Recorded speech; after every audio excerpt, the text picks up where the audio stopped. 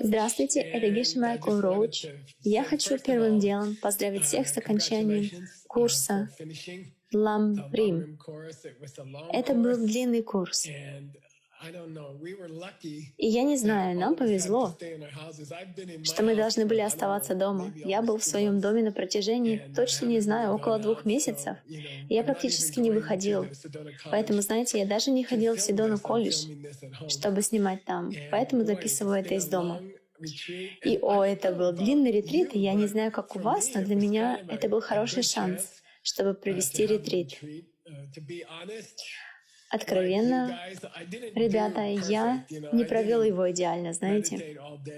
Я не медитировал все дни. Или, например, я много ел мороженого и поправился. И смотрел немного Netflix каждый день. Ну, в общем, это было замечательное время.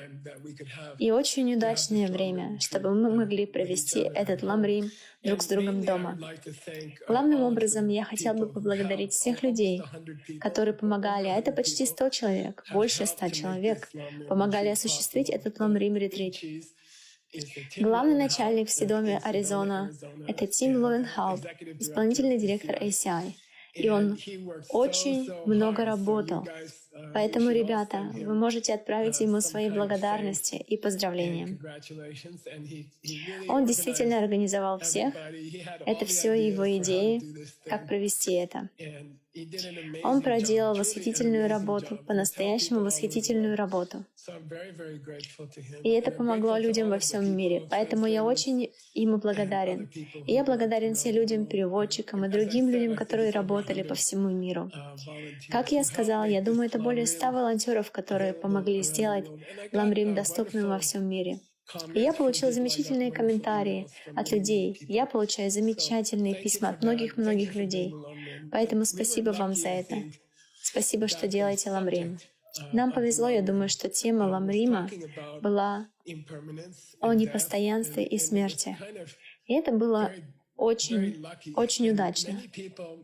Ведь много людей потеряли семьи, и много людей потеряли друзей. И написали мне, и они имели возможность смотреть ламрим, и ламрим помог им пережить потери и их проблемы по всему миру. Поэтому еще раз я благодарен ACI и Тиму Ловенхауту и всем ребятам, кто помогал. Сегодня я хотела бы подвести итог всему. У нас была сессия вопросов и ответов ранее, но осталось еще много вопросов, которые прислали люди. И я думал, я пройдусь по, я не знаю, 5 или 6 из тех вопросов со всего мира. И затем я получил специальный запрос, в основном от Тима. Вы знаете, могу ли я рассказать об особых условиях, которые нужны, чтобы увидеть пустоту напрямую? И какой лучший способ, чтобы мы действительно получили шанс, чтобы увидеть пустоту напрямую. И я много думал об этом, потому что один из самых важных опытов в наше время — это действительно увидеть все миры, бесчетное количество миров, и все существа в этих мирах. Я думаю, что если у вас будет такой опыт, если у вас будет такой опыт во время вашей жизни, тогда нечто такое, как этот вирус, позволит взглянуть на все под другим углом. И вы иначе почувствуете себя в этом. И я также думаю, что было бы замечательно, если бы больше людей могли увидеть пустоту напрямую. Наличие этого опыта может изменить всю вашу жизнь полностью, изменить ваш тяжелый взгляд на жизнь, если вы знаете, что это не единственный мир вокруг, и что мы не единственные люди, которые испытывают эти вещи. И если бы вы встретили Будду, если бы вы знали, что Будда существовал, тогда это было бы замечательно. Мы поговорим об этом. Мы немного поговорим о практических вещах, которые вы можете сделать, чтобы получить такой опыт. Итак, 2 вещи сегодня. Первое — это вопросы, которые мы выбрали из многочисленных вопросов. И я извиняюсь, что мы не можем ответить на все вопросы, которые люди прислали. Но мы постарались выбрать разнообразные вопросы со всего мира. И тогда после этого Может быть, спустя полчаса мы начнем говорить о, знаете, как повысить шансы того, что вы сможете увидеть пустоту напрямую и получить опыт других миров и просветленных существ напрямую, что может изменить всю вашу жизнь. И нечто такое, как вирус, будет иметь другое значение для вас. Окей, вот первый вопрос. В нем говорится: несколько лет назад я перенесла операцию, и мне удалили матку, но я смогла сохранить несколько своих яйцеклеток. И я могу попробовать суррогатное материнство. Я не уверена, стоит ли мне это делать, потому что мне кажется, что, возможно, операция, которая у меня была, это знак, что мне не стоит иметь детей, и что мне не стоит заводить семью. Возможно, мне следует полностью посвятить себя духовному развитию. Этот опыт дался мне очень тяжело психологически и эмоционально. Какие семена мне посадить, чтобы помочь себе исцелиться от этого? Знаете, я размышлял над этим вопросом. И я вспомнил несколько моментов. И я помню, как прежде, чем я ушел в свой 3-летний ретрит, я полагаю, я уже рассказывала эту историю ранее. Прямо перед тем, как я пошел в свой 3-летний ретрит, я давала лекцию, кажется, в Нью-Йорке. И кто-то спросил меня об аборте. Но вы понимаете, и я сказала: в буддийском восприятии, в древних буддийских верованиях, учениях Лорда Будды говорится, это определение убийства, что значит убить человека или человеческий эмбрион после зачатия. Поэтому в буддизме зачатие уже считается существом, живым существом. И я также имел опыт аборта, когда я был в колледже. Поэтому для меня это очень важный вопрос. И вот, я давал лекцию об этом в Нью-Йорке перед своим 3-летним ретритом в 2000 году. И когда я вышел из него, я думаю, это было годом позже, меня попросили вернуться в Нью-Йорк и снова выступить. Я помню, что я был в очень красивом духовном центре в Манхэттене. У них было довольно большое пространство. У них была красивая комната ожидания. Знаете, я там сидел и ждал в очень удобном кресле. И там так прекрасно падал свет в этой очень красивой комнате. А затем в комнату вошла маленькая девочка. Она шла от одной двери к другой двери. И она только зашла, и ей было, может, 4, а может, 5 лет. Она танцевала посреди комнаты. Это выглядело так, как будто она танцует в балетном платье или что-то в этом роде.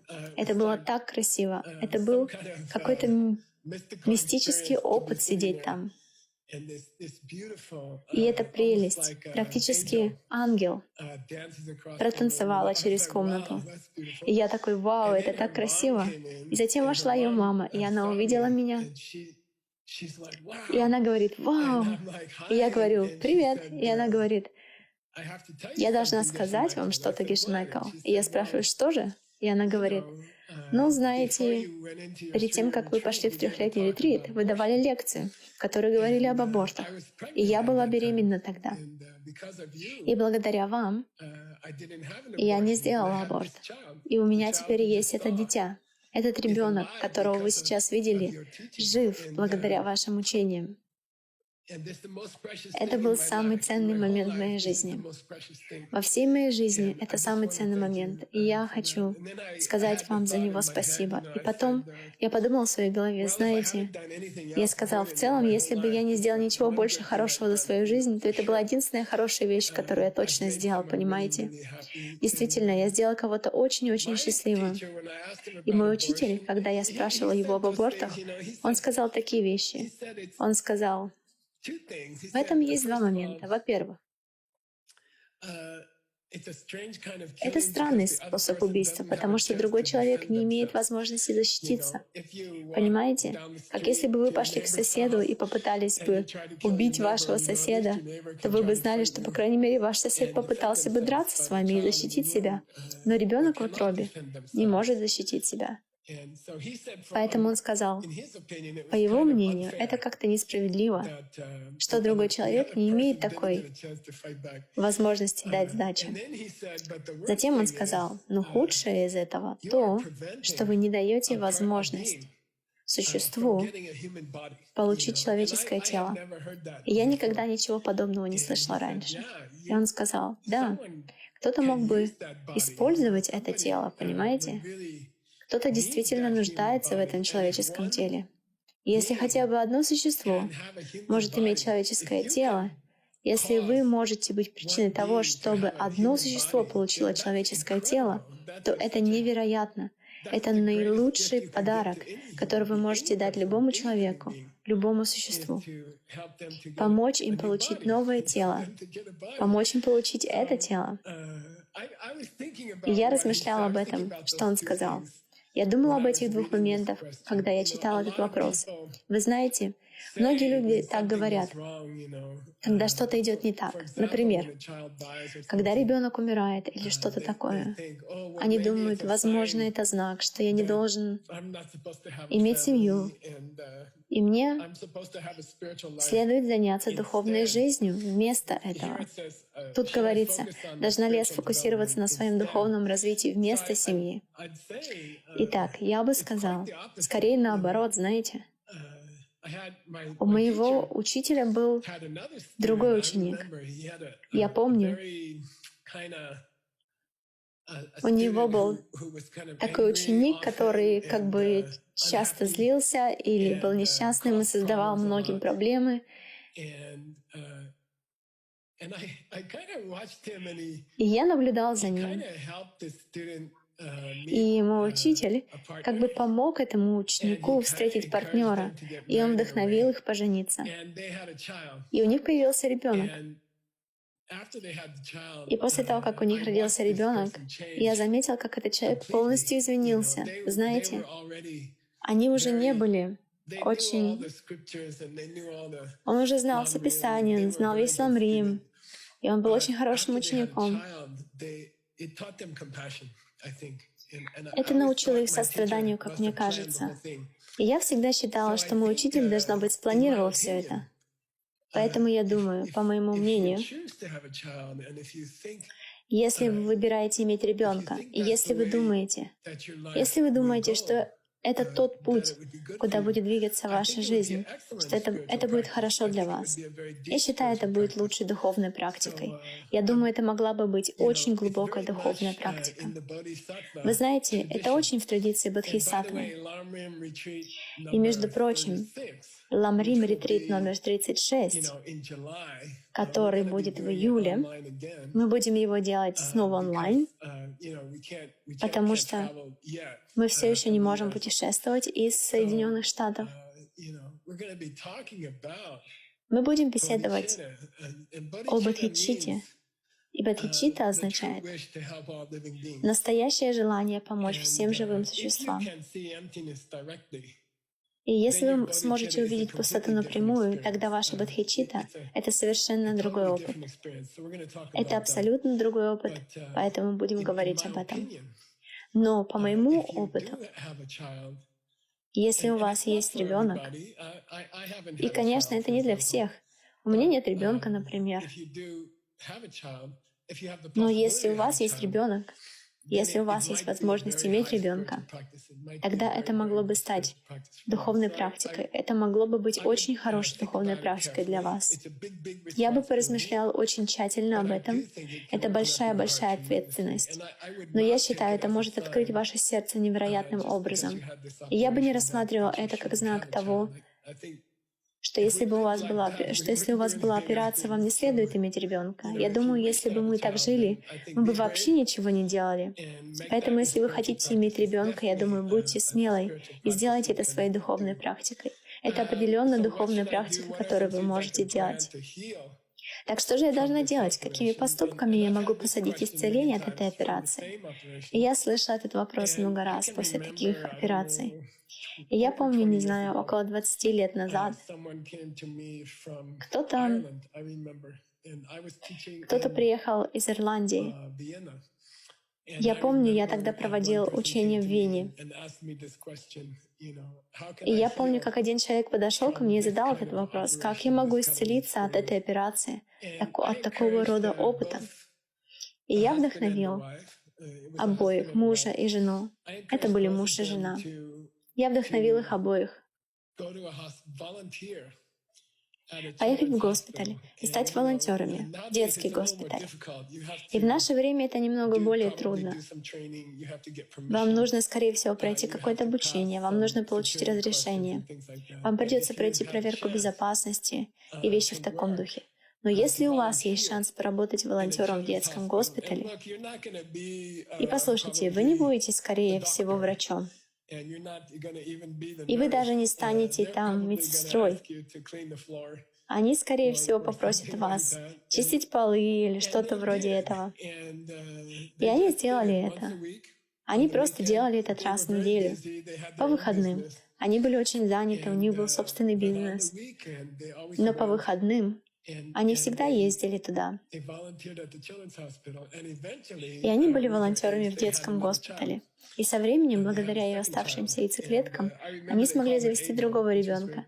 Они завели второго ребенка, и я помню, что они назвали ее Ангел, что было очень красиво. И я думаю, что это также очень прекрасная вещь — быть волонтером.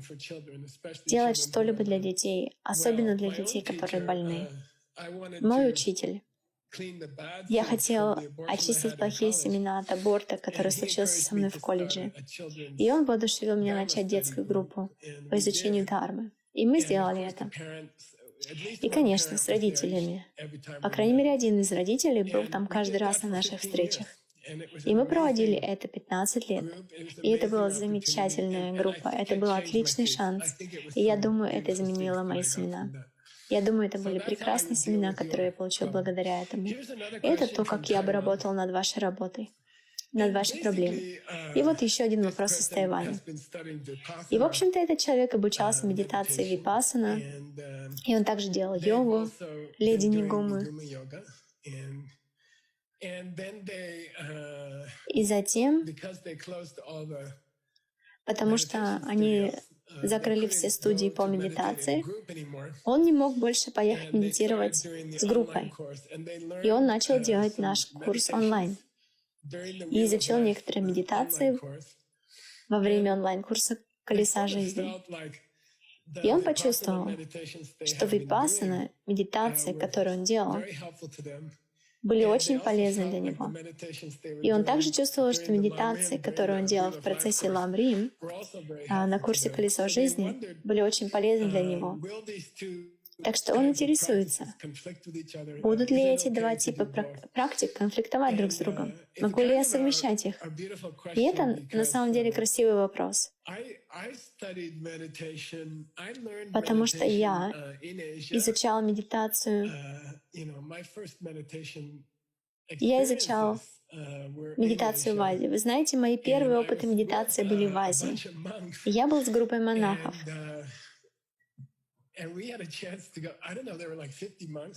И у нас была возможность пройти, я не знаю, у нас было около 50 монахов, и у нас была возможность попасть на занятия по медитации, на курс по медитации.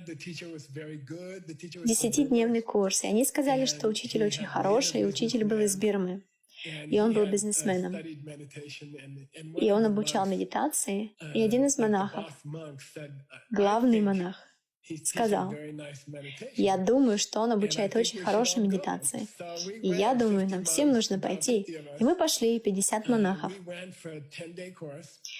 Примерно 50 из нас. Мы пошли на 10-дневный курс. И учитель был Гоен Калки. И это основатель випассана медитации. И мне повезло. Наверное, что мой первый большой опыт медитации я проходила с Гаенкой на 10 дней. Это обычный курс випассаны. Длится 10 дней в тишине. И никакой почты и вещей вроде этого. И я провел прекрасное время там, и это действительно хорошо научило меня ценности медитации. И я думаю, что большинство монахов, которые там также были, получили отличный опыт. И уже после этого, к сожалению, он скончался. Но люди продолжают обучать его системе випассаны. И я думаю, что это прекрасно. И я думаю, что это замечательное введение в медитацию. Я полагаю, я думаю, это очень приятно. И я думаю, что это может быть очень полезно — научиться сидеть, научиться фокусироваться. И я думаю о Джонни Брэди, кто является главой, как вы знаете, всех проектов ВОДА по сохранению древних книг. И, кстати, Гаенка тоже был очень активен в сохранении древних книг. И Джон Брэди, когда я встретила его, он также обучался дзен-медитации. Он обучался одного из лучших дзен-учителей в Соединенных Штатах, у японского учителя. И я всегда чувствовала, что это помогло практике медитации Джона очень сильно. То, что он научился сидеть, и он научился фокусировать свой ум. И затем он пришел в Исиай. Он выучил ламрим, и он усвоил его содержание. Вы знаете, как... Так что я хочу сказать, что випассана и дзен иногда, или тиен, трансцендентальная медитация, я думаю, что они очень хороши. Они могут быть очень хороши, чтобы научиться сосредотачивать ваш ум и научиться сидеть тихо, и они очень полезны этим. Это как разрабатывать очень точный микроскоп или очень качественный телескоп. Это как бы помогает вам настроить ваш инструмент. И тогда, вы знаете, ламрим-учителя, Цанкапа и все остальные, они говорят, вам нужно поставить что-то перед телескопом. Вы знаете, это нехорошо просто хранить телескоп у себя дома, если вам не на что смотреть через телескоп. И я думаю, что все эти традиции, випассана, дзен, тем, они могут помочь вам развить ваш телескоп, ваше умение фокусировать ваш ум. А затем это очень важно — изучить ламрим, чтобы у вас было что-то, чтобы смотреть на него. Это как звезды в небе, знаете? Все эти темы, все эти предметы в ламриме, они как звезды в небе. И они все потрясающие. Они просто невероятные. Я думаю, что это отличная комбинация — научиться фокусировать ваш ум, научиться фиксировать ум и затем изучить ламрим, который даст вам что-то, на чем фокусироваться. И существует несколько традиций медитации. Я был на большом количестве занятий йоги по всему миру.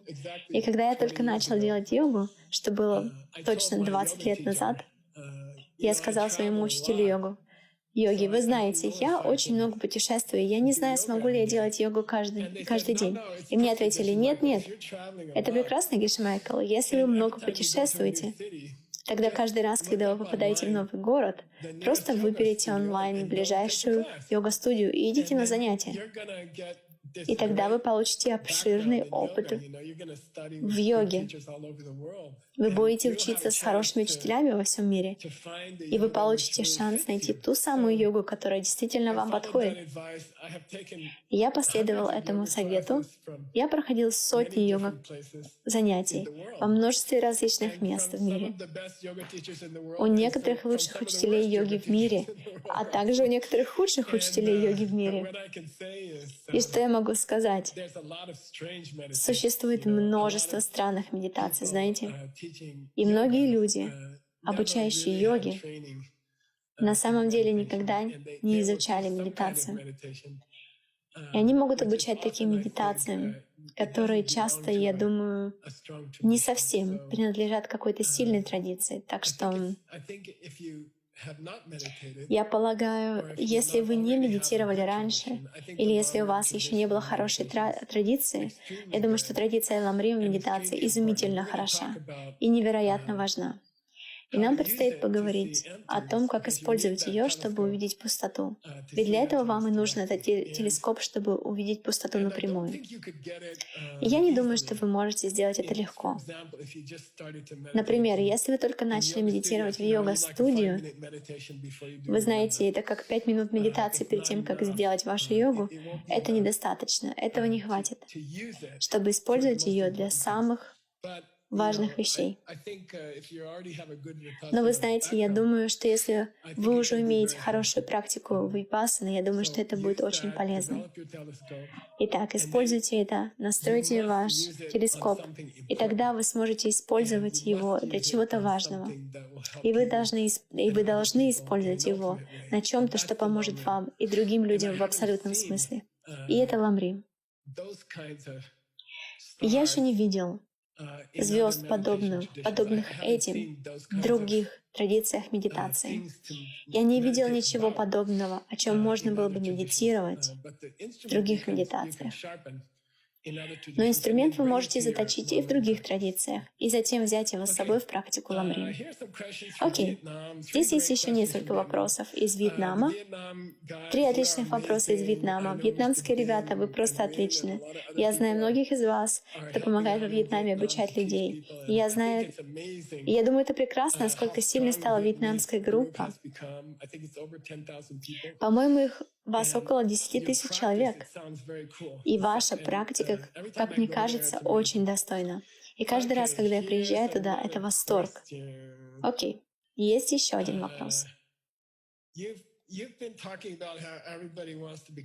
Вы говорили о том, как все хотят становиться Буддой, и как создать ту карму, которая нужна нам, чтобы стать Буддой. Но в нашей обычной ежедневной жизни у нас есть множество других вещей. Например, зарабатывать деньги для семьи, или заботиться о здоровье нашей семьи, или нашем собственном здоровье. У нас есть отношения, о которых нам нужно заботиться.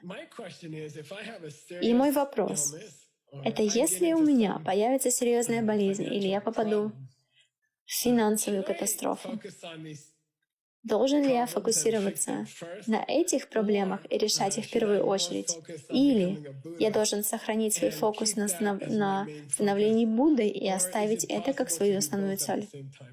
Или, возможно, вы делаете то и другое одновременно? И я думаю, мой ответ, особенно согласно высшим учениям, и мы поговорим еще об этом, в высших учениях буддизма, в Ваджраяне, алмазном пути, мы учимся использовать все как часть нашей практики. Итак, финансовые проблемы, вирусы во всем мире, вы знаете, забота о нашей семье. И только что во время вируса у меня случилась очень грустная вещь в моем доме. У нас была собака уже много лет, и она скончалась во время этого вируса. Нет вируса, но он был очень стар. И это было очень, очень грустно, невероятно грустно. И очень тяжело для меня и Вероники. И да, в высших учениях буддизма, как вы знаете, которые называются «Алмазный путь» или «Ваджраяна», эти учения очень интересны, потому что они начались, когда эти большие бизнесмены и политики пришли к Будде и сказали: «Могли бы вы научить нас какому-нибудь буддизму, который поможет нам? Вы знаете, у нас нет времени становиться монахами, мы не можем сидеть в лесу и медитировать. У нас есть семьи, о которых мы заботимся, у нас бизнес, о котором мы заботимся, и целые страны или города. Можете ли вы научить нас какому-то супербуддизму, чтобы мы могли стать Буддой без становления монаха, просто как семейный человек, или бизнесмен, или политик? Есть ли способ, чтобы мы могли также стать Буддой?» И Будда даровал им эти невероятные учения под названием Ваджраяма или Алмазный путь. И я думаю, что пока вы изучаете больше и больше, вы увидите, например, что студенты Студенты, которые попросили Будду обучить сутре алмазного огранщика, например, там был один, кто был большим бизнесменом, и был еще один, который был политиком. И Будда обучил тому, что я считаю самым ценным учением, которое он давал когда-либо — сутре алмазного огранщика. В основном благодаря этим двум ученикам. И да, как вы знаете, буддизм не только для монахов и монахинь. Я не знаю, как мы начали думать об этом таким образом. Я не знаю, была ли это идея буддистов, но идея Будды была, особенно если вы можете вступить в алмазный путь, в высшее учение. И тогда забота о семье, борьба за ваше финансовое состояние. Вы знаете, этим утром я провел большую часть утра онлайн, обучаясь заказывать свои продукты онлайн, потому что я не могу выходить из дома. Так что я стал ответственным за продукты в нашем доме, потому что Вероника не может делать это онлайн. Так что это очень весело. И я обучаюсь многому новому.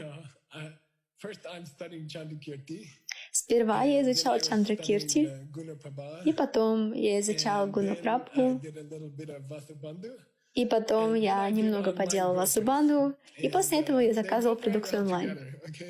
И это отлично ладит друг с другом, окей? Это действительно прекрасно идет все вместе. Так что даже не думайте, что есть какая-то обычная жизнь и есть духовная жизнь, что они раздельны. Это не так. Вы упускаете отличную возможность стать Буддой. Хорошо? Жить обычной жизнью — это возможно. Самая лучшая возможность стать Буддой — иметь семью, иметь работу. Это возможно. Лучшая возможность стать Буддой, если вы, особенно если вы можете войти в высшее учение, в Ваджраяну или Алмазный путь. И следующий вопрос из Вьетнама. Это что-то вроде: как я могу попасть в эти высшие учения, в учение Алмазного пути? Есть 3 требования для секретных учений. И это очень известные 3 требования. На самом деле, я только что преподавал их несколько дней назад. Так что это еще свежо в моем уме. Первый — это... И это значит, вы должны изучить Ламрим, окей? Вы должны стать мастером Ламрима. Это то же самое, что и 18 курсов ACI. Вы должны начать с этого. Это на самом деле обязательно.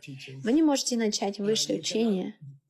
Вы не можете войти в эти учения, если вы не освоили Ламрим. Вы должны изучить Ламрим, чтобы смягчить ваш ум и сделать его мягким и готовым принять высшее учение. Итак, это первое. Второе называется...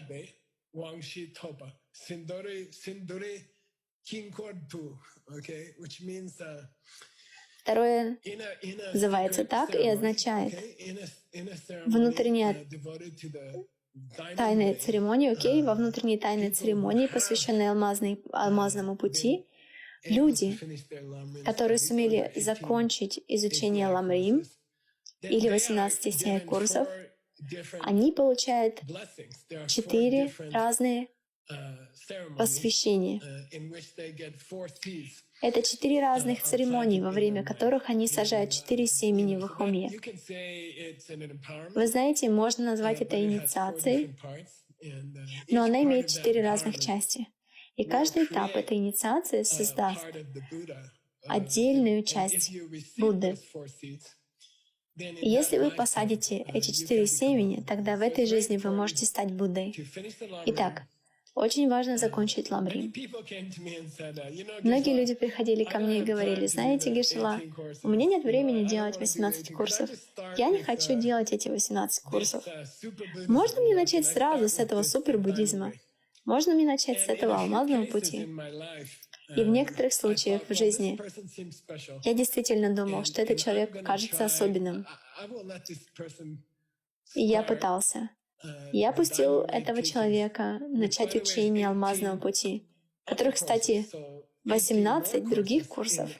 Это дополнительные 18 курсов в учебной программе ACI. Есть 18 базовых курсов, о которых многим из вас известно, и затем 18 высших курсов, для которых нужна такая подготовка. И вот, я позволил нескольким людям проходить эти курсы. То есть начать их без окончания 18 базовых ACI-курсов. И вы знаете, мне сейчас 67 лет. Из них я обучаю практически 50 лет. И я могу сказать, что из людей, которые не подготовились на 18 базовых ACI-курсах, примерно 9 из 10 человек провалились. Они провалились в учении алмазного пути. Так что я могу сказать по многим годам опыта. Таким образом, я не то, что не помогу вам, это вообще не будет хорошо для вас, если я сокращу вам путь. Или скажу, вам не нужно делать эти 18 базовых курсов, понимаете? Вы должны их сделать. И тогда вы будете успешны. Тогда вы можете начать ваше учение алмазного пути, и вы будете успешны. И дальше. Этот же человек спрашивает, как я могу вступить в эти учения, когда закончу 18 ACI-курсов? Тогда вам нужно будет поговорить с вашим учителем ACI. Вы всегда можете написать Тиму Ловенхаупту в главный офис ACI, в домашний офис. И так делали очень много людей в разных странах. Они сообщали нам, что они готовы. Например, в Мексике у нас отличная ACI-группа. Они изучали в ней все 18 курсов. И тогда они связались с главным офисом и сказали, можем ли мы получить учение алмазного пути у нас здесь? И Тим это организовал. И у них все отлично. Эти студенты действительно очень-очень хорошо проходят учение алмазного пути. Джон Брэди приезжал к ним. Преподобный Элли приезжал туда, Тим приезжал туда, и многие люди помогали обучать эти учения алмазного пути. Так что закончите 18 курсов, и если вы все сделаете хорошо, у вас будет достаточно хороших семян, чтобы Тиму пришлось обязательно прислать вам хорошего учителя алмазного пути. Окей, я собираюсь ответить только еще на один вопрос. Итак, посмотрим. Да, окей. Один последний вопрос. Этот вопрос на самом деле из Мексики. Итак, когда мы делаем медитации в ACI, у нас есть подготовительные шаги. Так по-тибетски называется 7 подготовительных шагов. И лично я, когда начинаю проходить через эти 7 шагов, я просто сбиваюсь с пути. Так, например, я слушаю свое дыхание, и мой ум начинает блуждать. И вы знаете, это тяжело для меня. Например, в одном из этих шагов вам нужно сделать подношение вашему учителю. И когда я следую за Геши Майклом в Ламрин видео, и он сидит там 5 минут и, наверное, делает подношение своему учителю, я теряюсь. Вы знаете, 4 из этих минут я вообще не думаю о подношении моему учителю. И это напоминает мне учителя, о котором я знал. И он был, и все еще есть. Он прекрасный учитель. И я принимал множество учений от него. И когда он летит на самолете, вы знаете, они взлетают, и затем через полчаса всем подают еду. И он путешествует очень много на самолетах. И я общался с его ассистентом. И его ассистент очень смеялся. Я спросила, вы знаете, как он делает его подношение еды? Какие молитвы он использует? Потому что есть множество известных молитв, которые мы используем для подношения еды. И я спросила, какие молитвы он любит произносить? Его ассистент рассмеялся, он сказал, вы не хотите быть в самолете вместе с ним, вы не хотите это делать. Не делайте этого, Геши Майкл. И я сказала, почему? И он ответил, Вы знаете, это 2-часовой перелет. И затем через полчаса приносят еду, и он начинает свои молитвы. Он начинает преподносить свою еду. И я его ассистент, я сижу вместе с ним, и мне тоже надо фокусироваться на молитвах подношения. И он начинает делать молитвы подношения на 1,5 часа. И мы вообще не едим еду, и стюардесса подходит и говорит: «Окей, мы совершаем посадку. Мне нужно забрать у вас еду назад. Я сожалею, что вам не понравилась еда». И знаете, мой друг сказал: «Я не знаю, как он может сфокусироваться на 1,5 часа просто на подношении своих спагетти или чего-либо. Я понятия не имею, как он может это делать». И я думаю, что мой ответ на этот вопрос о том, когда вы делаете 7 подготовительных шагов, если мы еще не торопимся, если я слушаю другого учителя, который ведет медитацию, тогда я просто пойду глубже в это подношение. Например, я начну с подношения моему учителю какого-нибудь фрукта в моем уме. Например, мой учитель любит фрукты, и в моем уме я поднесу ему яблоко, и буду думать об этом, и красиво представлю его, и предложу это яблоко. И затем, если человек, ведущий медитацию, все еще делает подношения, окей, тогда я начну делать подношения Саманта-Патры, в которых вы наполняете целое небо розами и другими цветами лотоса. И я заполню часть неба над Россией. И когда я закончу с этим, я покрою небо над Вьетнамом. И если закончу, то я перейду в небо над Мексикой. И тогда я создам разнообразные цветы, и вы можете всегда идти глубже в медитации. Итак, я думаю, очень важно не позволять вашему уму терять фокус. Вы знаете, просто поддерживайте фокус на подношениях. Делайте их глубже и глубже, и все более детальными. Когда я делаю танец льва, и я должен думать о своей прошлой жизни, и я заканчиваю с этим, я увидел свою прошлую жизнь. Я думаю о прошлой жизни, четко вижу человека, четко вижу, что он делает. И, допустим, жду учителя, чтобы продолжить. И у меня все еще есть время, тогда я продвинусь глубже. Итак, вам нужно научиться, как делать это, идти глубже. Не витайте в облаках, знаете, не начинайте думать о своем обеде. Идите глубже в эту историю. Затем создайте целую новую сцену в этой истории вашей прошлой жизни. И продолжайте так. Вы можете все еще двигаться глубже, так что не отпускайте ваш объект. И если это подношение или прошлая жизнь, начинайте двигаться глубже и глубже и глубже. Окей, это были вопросы. Я извиняюсь перед всеми людьми. Очень-очень много людей написали вопросы, и я не мог ответить на все из них. Но я буду рад постараться. Я призываю вас смотреть утреннее шоу «Персиковое дерево». 5 дней в неделю мы отвечаем на вопросы людей, которые приходят к нам об их жизни. И я думаю, что это классная вещь — слушать это во время завтрака. Мы также пьем кофе или едим пончики и обсуждаем эти вопросы людей. Так что, если у вас остались еще вопросы, может быть, вы могли бы отправить их на шоу «Персиковое дерево», Peachtree, и потихоньку мы доберемся и до вашего вопроса. Окей, у нас осталось около 20 минут, верно, Тим? Давайте поговорим о том, как я могу повысить шансы, как я могу получить лучший шанс, чтобы увидеть пустоту напрямую в этой жизни. То есть, какие вообще вещи я бы мог делать, чтобы лучше себя подготовить. И я хочу сказать, что это невероятно классно увидеть пустоту напрямую. Это невероятно прекрасно. Это лучшая вещь, которая может произойти во всей вашей жизни, хорошо? Я могу сказать, что я прожила очень длинную жизнь, и у меня было много-много счастливых, классных моментов в моей жизни. Много. Но самым классным было увидеть пустоту напрямую. Нет ничего другого, как это, вы знаете? Представьте, как вы живете в мире таком, как сейчас. И вирус распространился среди этого мира.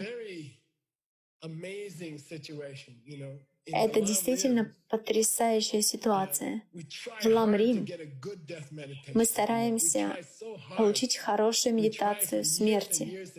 Мы стараемся изо всех сил, мы стараемся годы и годы и годы, чтобы сделать медитацию смерти, потому что эта медитация на смерть должна меня пробудить. Медитация смерти должна освободить мое сердце и раскрыть его, и открыть мой ум. И затем я смогу сделать то, что действительно важно в жизни. Я сделаю самые важные вещи в жизни. И нам всем так повезло, что вокруг нас есть этот вирус. 2 месяца назад, когда мы снимали Ламрим, я, Тим и Стэнли, и мы снимали Ламрим в колледже 2 месяца назад. Вирус еще не достиг тогда Соединенных Штатов, но теперь мы уже стали номером 1 по числу зараженных. Я не знаю, может быть, потому что американцы очень упертые. Они не станут оставаться дома, и они точно не будут. Никто не любит носить маски, так что много людей погибло, и я знаю людей, которые погибли. Я часто помогаю проводить молитвы людям, которые умерли, и я занят целыми днями, проводя молитвы для умерших людей. Ежедневно приходит новый e-mail о ком-то, кто скончался. Так что действительно, мы можем сказать, что вирус стал ошеломительным Ламримом. Так что вы и я, Тим и Стэнли, и все мы, у нас у всех был хороший курс Ламрим. Мы провели отличный 2-месячный курс. У нас было много прекрасного Ламрима, но и весь мир в это время проходил сильнейший курс Ламрим, в то же время под названием вирус COVID-19. Практически по всему миру. Я думаю, впервые за последние сотни лет целый мир делал медитацию смерти. Весь мир думал и до сих пор думает, я могу умереть на следующей неделе. Когда приехали мои продукты сегодня, мне нужно было помыть каждый из них, один за другим, понимаете?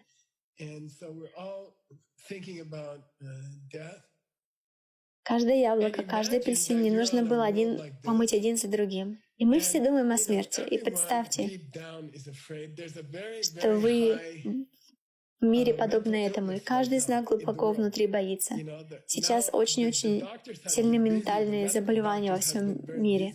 Пока доктора были заняты, медицинские доктора были очень заняты последние 2-3 месяца, теперь я не знаю, я думаю, в каждой стране психиатры очень заняты, психологи очень заняты, потому что многие-многие люди в депрессии, много-много людей прошли через срывы. В Америке очень-очень много людей ссорятся и дерутся дома. Домашнее насилие между мужем и женой самое высокое за всю историю. И люди переживают, люди устали от карантина. И я тоже устал. Мы с Тимом общаемся. Он отправился в поездку на 45 минут, и я сказала ему, нет, я поехал в поездку на целый час. И это нам очень понравилось. Мы с Вероникой катались на машине. И в этот момент представьте, как вы бы чувствовали себя, если бы вы могли видеть тысячи других планет. Представьте себе, как вы бы чувствовали себя на этой планете, там, где каждый человек боится о вирусе. Представьте, что в то же время вы могли бы видеть тысячи других миров. Если бы вы знали, что вы могли быть учителем на каждой из них, понимаете, это так классно. Представьте, что вы учитель Ламрима в вашем городе. И представьте, что вы Ламрим учитель в вашей стране. А затем представьте, что вы Ламрим учитель для всего мира. И тогда попробуйте представить, что вы Ламрим учитель для тысяч и тысяч миров, которые вы можете видеть напрямую. И тогда как бы вы ощутили это? Быть свободным от одного мира. Как бы это ощущалось? Я действительно люблю свою жизнь в этом мире, потому что у меня есть возможность постоянно путешествовать. Я был во многих-многих странах. У меня есть друзья, которых я очень люблю во многих-многих странах. Мне очень повезло. И я понял, насколько вкусна приправа каждой страны. В каждой стране разные люди, совершенно разные, и очень интересные, и радуют меня. И мы стали близкими друзьями. И представьте, что это было бы так же для многих миров, понимаете? Не для одной страны или 2 стран, или 20 или 100 стран, но представьте себя играющим во многих мирах, на множестве планет. Представьте это. И это такая продажная речь к видению пустоты напрямую. Вы даже не можете себе представить, как это весело — играть на 1000 миров в одно и то же время. И насколько сильно это отличается от жизни в одном мире, окей? Постарайтесь представить. Итак, вы можете это сделать, и вы можете достичь этого. Вы можете пойти туда. И если вы изучите Ламрим хорошо, вы действительно можете туда попасть. У нас скоро будет класс переводчиков. Как я понимаю, это транслируется до занятий переводчиков. 19 мая. Окей. Слушайте древние книги. Просто слушайте их. Я бы сказала, что, во-первых, восхититесь видением пустоты. Пустота — это как дверь, через которую вам надо пройти, чтобы увидеть все эти миры, чтобы испытать их. Я помню, как я привез своего учителя в Бразилию, и я взял его на прекрасные пляжи в Рио, Де-Жанейро, Ипанема, и он был весь: «О, как все это классно!» Так что просто представьте, что вы могли бы попасть во множество тысяч миров, что вам просто нужно пройти сквозь эту дверь, вам нужно увидеть пустоту напрямую. Так что вот некоторые вещи, которые вам нужно сделать. У меня осталось только около 5 минут. Тогда я просто расскажу их списком для вас. Номер 1. Учитесь, учитесь, учитесь, а затем снова должны учиться, учиться, учиться, а затем опять нужно учиться, учиться, учиться, окей? Есть около 300 тысяч великих книг в этой традиции. Джон Брейди спасает их, и каждый из них прекрасен. Хорошо? Каждый из них — это паспорт к 1000 миров. Так что, по моему мнению, если вы не воспользуетесь этими книгами, если не изучите их, не прочитаете их, есть множество новых книг, выходящих от нашей группы переводчиков «Смешанные орешки». Вам нужно смотреть их каждый день. Вам нужно просто читать их понемножку каждый день. Это самая первая вещь, которую вы должны делать. Это то, что вы должны делать. Номер 2. Если вы поняли Ламрим, вам нужно найти превосходного учителя. Вы должны найти хорошего учителя, окей? Вам нужно найти реальную традицию. И Ламрим — это настоящая традиция. Ламрим — это реальная вещь. И если вы изучаете его, вы можете достичь этой цели. Все уже здесь. Ламрим, он завершенный, как учение. Так что просто продолжайте изучать Ламрим. Идите на theknowledgebase.com. Найдите старый Ламрим, учитесь, учитесь, учитесь, слушайте, слушайте, слушайте. Возьмите это с собой в машину, на завтрак, везде, где у вас есть немного свободного времени. И учитесь, окей? Итак, вы должны делать это, и вы должны найти живого учителя алмазного пути. Иначе будет недостаточно. Книги не хватит, видео не хватит. У вас должна быть взаимосвязь с живым человеком. И в ИСИА есть большое количество прекрасных учителей. И вы знаете, у нас точно будут учителя, которые могут приехать именно туда, где вы живете. И все из нас будут искренне счастливы помочь вам, окей? Следующая вещь, которую я скажу, это служение. Вы должны помогать людям там, где вы живете, окей? У нас старые люди повсюду, больные люди повсюду, голодные люди повсюду, бедные люди повсюду. Просто сделайте это частью вашей жизни. Делайте заботу о них частью каждого дня, окей? Я не знаю, 1 час или чего-либо. Подвезите старого человека. Я знаю Элли, преподобная Элли. Она изучала Ламрим примерно, не знаю, 30-40 лет. И она все еще возит старых людей в магазин за продуктами каждую неделю. Она садится в машину И она заезжает за слабыми людьми, и она везет их в продуктовый магазин, и она ждет их, пока они покупают продукты. И это человек, который управляет крупной организацией. И вы знаете, она может обучать по всему миру. И она медитирует. Она знает абсолютно все книги. Она помогала переводить сутру алмазного огранчика, которую мы только что закончили. Но она все еще садится в ее машину каждую неделю. И она выделяет пару часов более старым людям. И она очень занятая, у нее очень много работы, но она служит людям.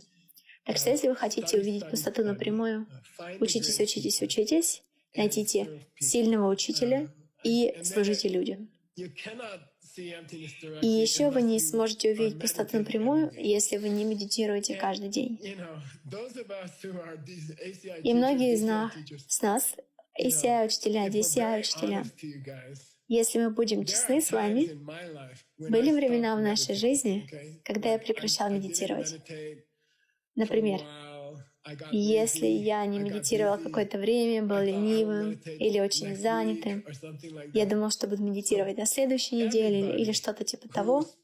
И так с каждым, кто изучает Ламрим, с каждым. У нас у всех есть времена в жизни, когда мы не медитируем очень хорошо или слишком заняты. И что же делать? Установите себе приложение, как оно называется? Inside Timer, внутренний таймер. Я обожаю его.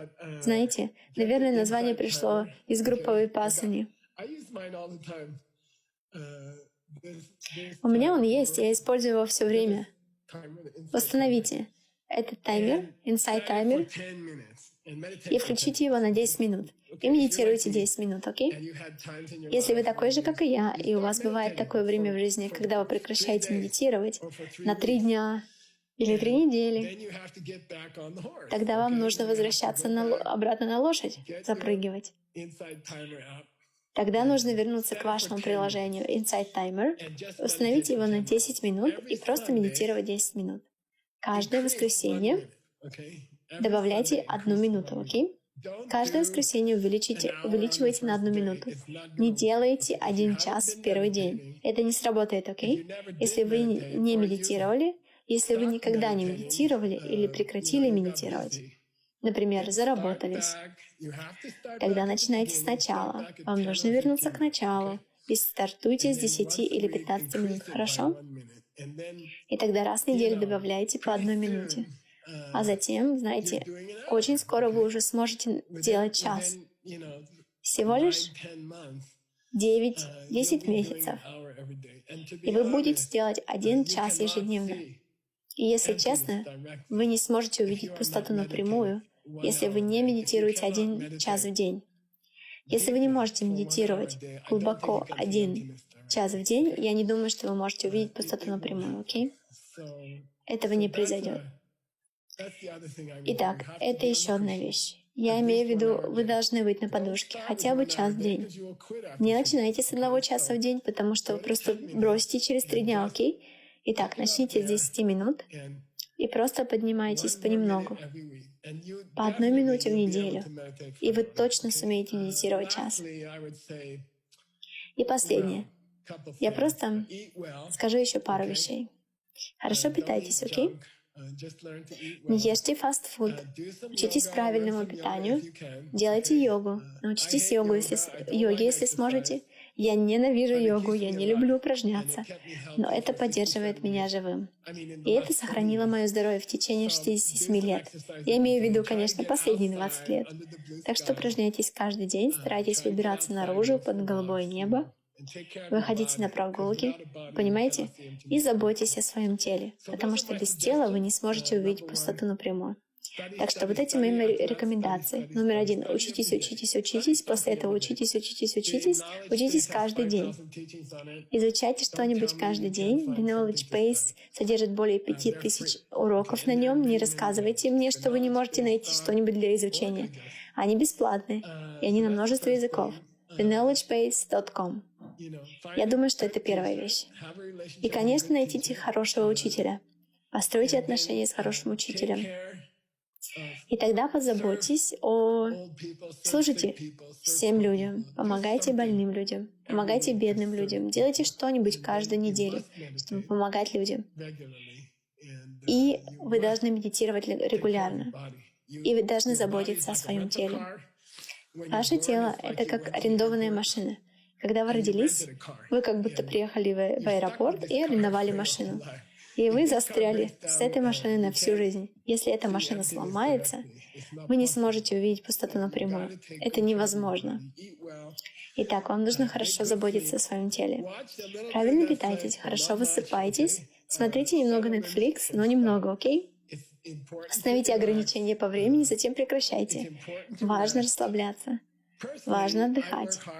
Лично я работаю упорно до 9 вечера, и затем я говорю: окей, Гешмекл, ты можешь посмотреть ТВ. И потом я посмотрю Netflix или что-то еще, так что упорно работайте, а затем отдыхайте. Вам нужно обязательно отдыхать. И это все. И молитесь учителям из линии передачи Ламрим. Выделите немного времени и помолитесь, попросите их о помощи. Это то, как был написан великий Ламрим в Джетсам Капы. Он молился о помощи историческим учителям Ламрим. И они пришли к нему. И они помогли ему увидеть пустоту напрямую. Хорошо? Это и есть мой совет. И я буду рад увидеть вас на следующем онлайн Ламрим. Мы собираемся его проводить. Мы должны были проводить его в Мексике в июле, но еще не можем поехать. Поэтому будем вести его онлайн, и мы свяжемся с вами. И я еще раз хотела бы поблагодарить многих людей во всем мире, которые работают так упорно, чтобы этот Ламрим был доступен каждому. Все переводчики, все люди, работающие, помогающие онлайн. Вы знаете, проводить всю обучающую программу и подобные вещи — это прекрасно. Как много людей помогали. И особенно еще раз хочу сказать спасибо Тиму Лоуинхаупту за тяжелую работу, чтобы это случилось. Благодарю вас и увидимся на следующем Ламриме.